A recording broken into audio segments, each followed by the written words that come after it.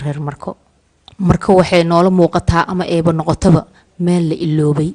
Isbuuci la soo dhaafay saxafiyiin Soomaaliyeed ayaa waxaa tagay Marko si ay u soo indhayaan xaaladda ka jirto magaalada Marko.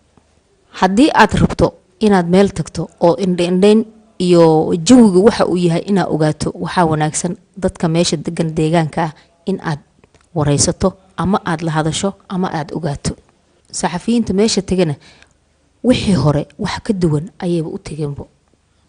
waxay la kulmeen ama ay arkeen sara aad u qurux badan, muuqaalkoodan aad u wacan yahay.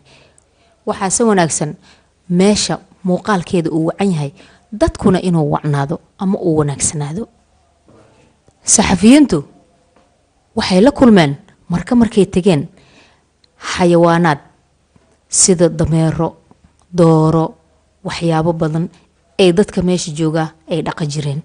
aawe dadkoodii saxafiyiin iyo ciidanka Amazon mooyaane iyo xayawaanaad marko wax kale ay ku arkeen ma jirto. saxafiyiintu waxaa ka hadlay mid ka tirsan ciidanka Amazon asigoo ka sheekeynaya xaaladda meesha ka jirto.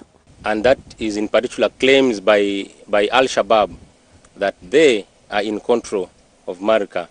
Today, gentlemen, you're going to see for yourself that Marka has never been in control of Al-Shabaab. Amisom forces is in full control of Marka city. waxa uuna u hadlay maamulka dawladda iyo koonfur galbeed. xilligaasna waxa ku sugnay waa ciidanka Amisom oo kaliya.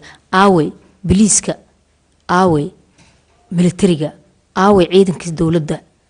dhismooyinka aad u quruxda badnaa iyo sarihii qurqurxanaay dadkii deganaa ama lahay waxay ka doorbideen inay magaalada daafaheeda ay deganaadaan.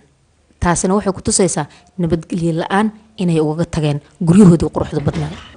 dadka reer Markood ama dadka deegaanka reer Markood waxa ay dadka uga soocan yihiin waa dad nabadda jecel ama waa dad aad u masaakiin ah. laakiin waxaas ka sii daran nabadda iyaga ay jecel yihiin in lala sii jeclaado ayaa wanaagsanaa lahayd. waxaan Ilaahay ka baryaynaa Marko iyo wixii walba oo dhiban in Ilaahay dhibka Ilaahay ka qaado. dadku waxay yihiin waa muslimiin, waa dad isla wada dhashay, dad bini aadana. Ilaahay waxaan ka baryaynaa qulubtooda saafi Ilaahay uga dhigo.